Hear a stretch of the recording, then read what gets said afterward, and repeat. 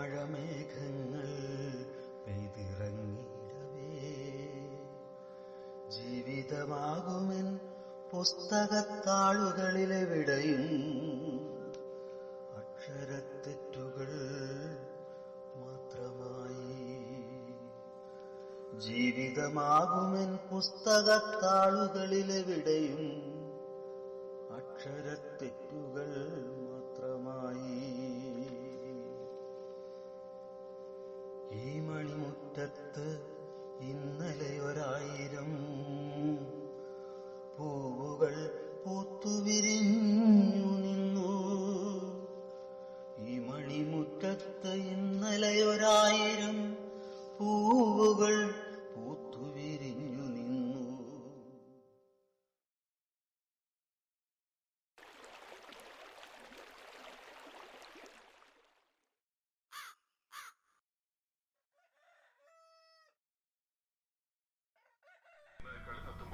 Australia 6 wicket നഷ്ടത്തിൽ 237 runs എടുത്തിട്ടുണ്ട്. വാർത്തകൾ വിശദമായി. ഉത്തർപ്രദേശിൽ അവസാനത്തെയും ഘട്ട നിയമസഭാ തെരഞ്ഞെടുപ്പ് പ്രചാരണത്തിന് ഇതാ കേരള ടിക്കറ്റുകൾ, കേരള ഭാഗ്യക്കുറി ടിക്കറ്റുകൾ. നാളെയാണ് ഞെരക്കെടുപ്പ്, നാളെയാണ് ഞെരക്കെടുപ്പ്, നാളെ കഴിഞ്ഞ് മറ്റന്നാൾ, നാളെയാണ് ഞെരക്കെടുപ്പ്, നാളെയാണ് ഞെരക്കെടുപ്പ്. ടിക്കറ്റുകൾ വേണോ? മുൻരംഗത്തുണ്ട്. ശരിയല്ലല്ലോ. ടിക്കറ്റുകൾ ആർക്കും വേണ്ട ടിക്കറ്റ്. ചേട്ടോ, വെള്ളം കുറച്ച്, കടുപ്പം കുറച്ചൊരു ചായ, അതെങ്കിലും നടക്കട്ടെ.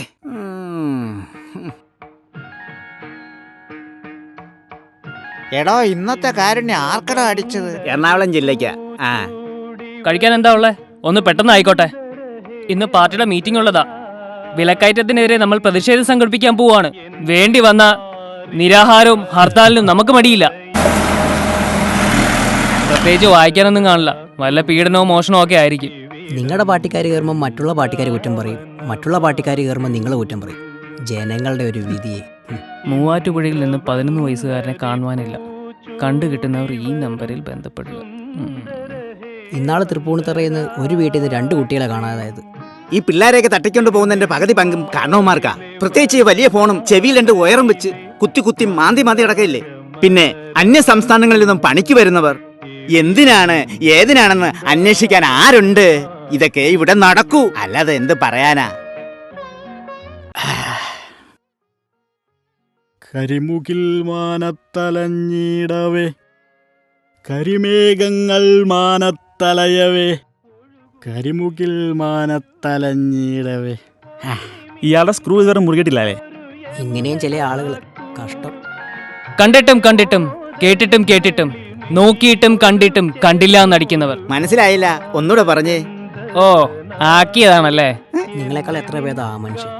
ചേട്ടാ, അതുപോലെ വൈകിട്ട് തരാം. ഇപ്പോൾ വികലാംഗന്മാർക്ക് കച്ചവടം കുറവ്, മറ്റുള്ളവർക്ക് കച്ചവടം കൂടുതൽ. ടിക്കറ്റുകൾ നാളെയാണ് ഞെരക്കെടുപ്പ്.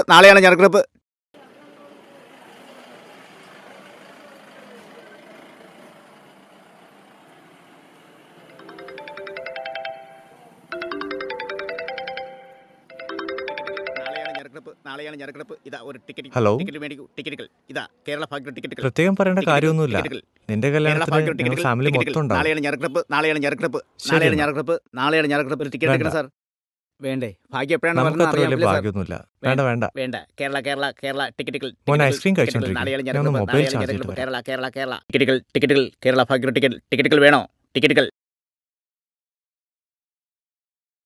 കണ്ടിട്ടൊരു വശപ്പശ കാണല്ലോ. ടിക്കറ്റുകൾ. കേരള ഭാഗ്യ ടിക്കറ്റുകൾ. നാളെയാണ് ഞെരക്കെടുപ്പ്.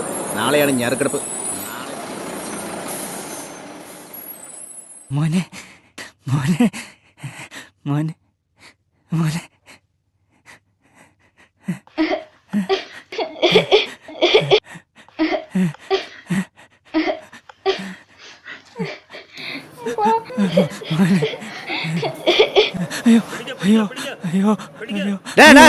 പട്ടാപ്പകല് നമ്മുടെ നാട്ടിൽ നിന്ന് കൊച്ചിനെ തട്ടിക്കൊണ്ട് അടിയടാ കളവന്മാരെ വിശ്വസിക്കാതെ.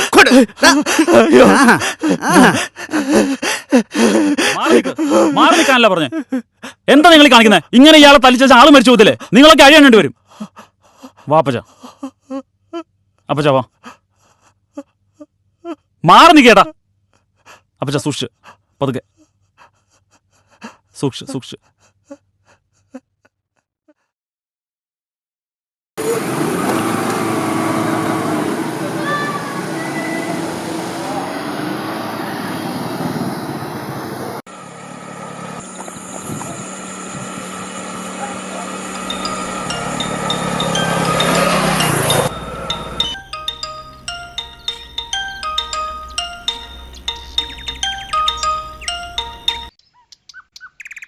ഹലോ, ആ വിൻസെൻ്റ് പറ. ആ ഞാൻ വരാം. ശരി.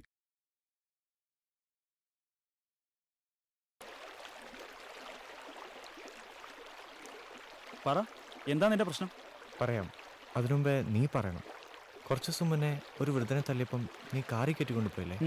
പിന്നീട് അയാൾ എന്ത് ചെയ്തു? അയാളെ ഞാൻ അടുത്ത ജംഗ്ഷനിൽ ഇറക്കി വിട്ടു. എന്താ ചോദിച്ചത്? ഒന്നുമില്ല. അല്ല, എന്തോ ഉണ്ട്. പറയാൻ പറ്റുന്നതാണെങ്കിൽ പറ.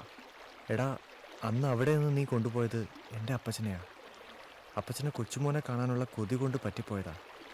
പക്ഷേ അവനറിയില്ലായിരുന്നു അത് അവൻ്റെ വല്യപ്പച്ചനാണെന്ന്. നിനക്കൊക്കെ എന്തിൻ്റെ കേടാ? നിന്റെ അമ്മ മരിച്ചിട്ട് ഇത്ര നാളായി. ആ മനുഷ്യൻ മറ്റൊരു കല്യാണം കഴിച്ചിട്ടില്ല. നീ ഒരു നല്ല നിലയിൽ എത്തുന്നത് വരെ ഊണും ഉറക്കവും ഇല്ലാതെ നിന്റെ കൂടെ ഉണ്ടായിരുന്നു. കല്യാണം കഴിഞ്ഞപ്പോൾ ആ മനുഷ്യൻ നിനക്കൊക്കെ ഒരു ഭാരം അല്ലേ? എടാ, അങ്ങനെയല്ല. എടാ, നിനക്കൊന്നും അറിയില്ല മാതാപിതാക്കളില്ലാത്തതിൻ്റെ ദുഃഖം. അതൊക്കെ അനുഭവിച്ചവർക്കേ അറിയൂ. അപ്പനെ വൃദ്ധമന്ദിരത്തിലാക്കിയിരുന്നു. എടാ, നാൻസിയും അപ്പനും എന്നും ഉടക്കാം. ഗൾഫിൽ ജോലി ശരിയായപ്പോൾ ഞങ്ങൾ അങ്ങോട്ട് പോയി.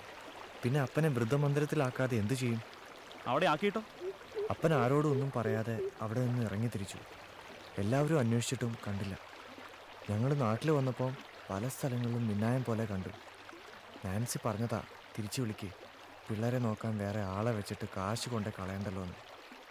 അത്രയും ആളുകൾ ചേർന്ന് ആ പാവം മനുഷ്യനെ ഉപദ്രവിക്കുന്ന കണ്ടിട്ട് നീ എന്താ പ്രതികരിക്കാൻ? എടാ, അവരുടെ മുമ്പ് പോയി ഇതെൻ്റെ അപ്പനാണെന്ന് പറയാൻ ചെറിയൊരു മടി തോന്നി.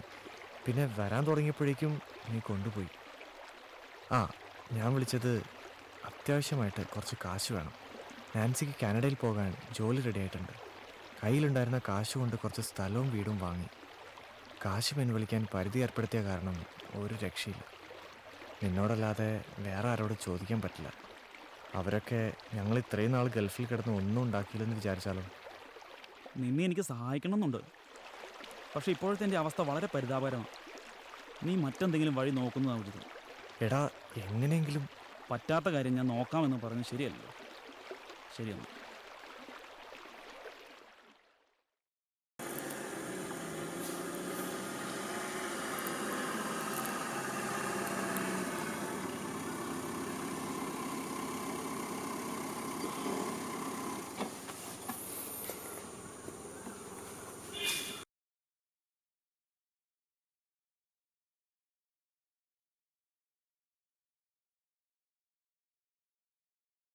വിൻസെന്റ്,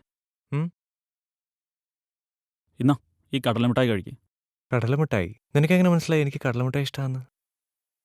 എൻ്റെ ചെറുപ്പത്തിൽ എനിക്കെന്നും അപ്പച്ചൻ കടലമിഠായി വാങ്ങിച്ചു തരായിരുന്നു. നിന്റെ അപ്പച്ചൻ തന്നെയാണ് ഈ കടലമിഠായി വാങ്ങിച്ചു. അപ്പച്ചനോ? അതെ, നിന്റെ അപ്പച്ചൻ തന്നെ. അപ്പച്ചൻ നിന്നെ കാണണമെന്നോ? അപ്പച്ചൻ എവിടെ ഉണ്ട്? അപ്പച്ചൻ ഇവിടെ തന്നെ ഉണ്ട്.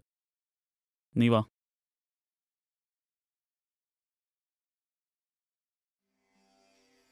അപ്പച്ച,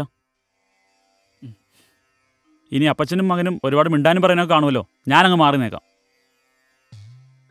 മോനെ, ഞാൻ നിന്നെ ഒന്ന് തൊട്ടോട്ടേടാ. അതും നീ അനുവദിക്കുകയാണെങ്കിൽ മാത്രം.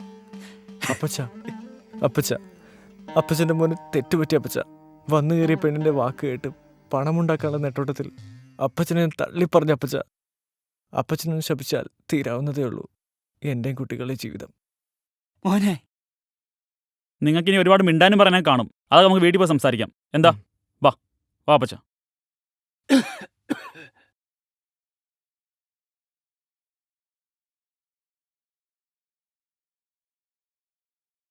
സൂക്ഷ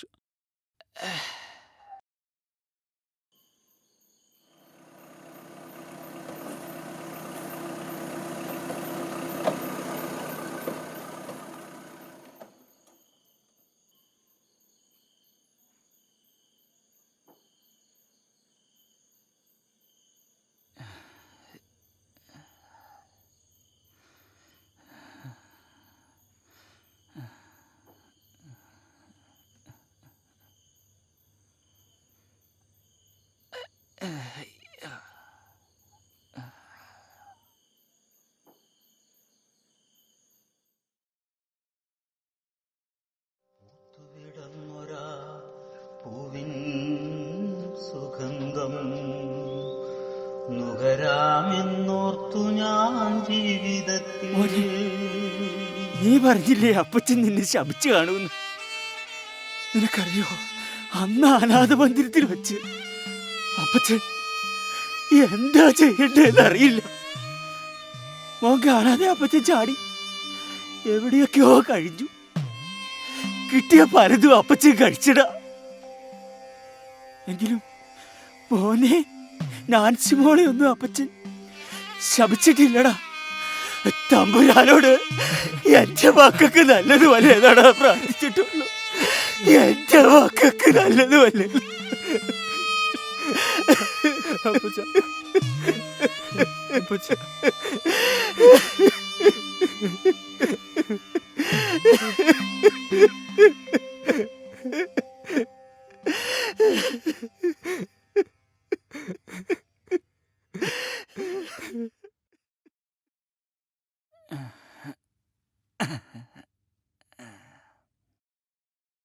അയ്യോ, സംസാരിച്ചിരുന്ന് ഞാനങ്ങ് മറന്നു. ഇതെന്റെ മോൻ വെച്ചോ. ഞാൻ പണ്ട് ഗൾഫിലായിരുന്നപ്പം എന്റെ കൂട്ടുകാരിന്ന് ശേഖരിച്ചതാ ഒരു ഹോബി. പിന്നെ ഇതും കൂടി വെച്ചോ. എന്താ അപ്പച്ച ഇത്? അപ്പച്ച, അപ്പച്ചൻ എവിടെ നിന്നിട്ട് ഇത്രയും പണം? എന്റെ മോൻ ഭാരപ്പെട്ട കാര്യം ഒന്നും അന്വേഷിക്കണ്ട. നിന്നെ അന്വേഷിച്ച് പോലീസ് ഒന്നും വരത്തില്ല. അപ്പച്ച, എന്റെ കൂടെ വാ അപ്പച്ച. കൊച്ചുമക്കളെ നോക്കാൻ ഒരാളെ വേണമല്ലേ? നിന്റെ ചങ്ങാതി ഇറക്കി വിടും വരെ അപ്പച്ചൻ ഇവിടെ കാണും. നാൻസിമോക്ക് കാനഡി പോകാൻ അപ്പച്ചൻ ഇത്രയേ സംഘടിപ്പിക്കാൻ പറ്റുള്ളൂ.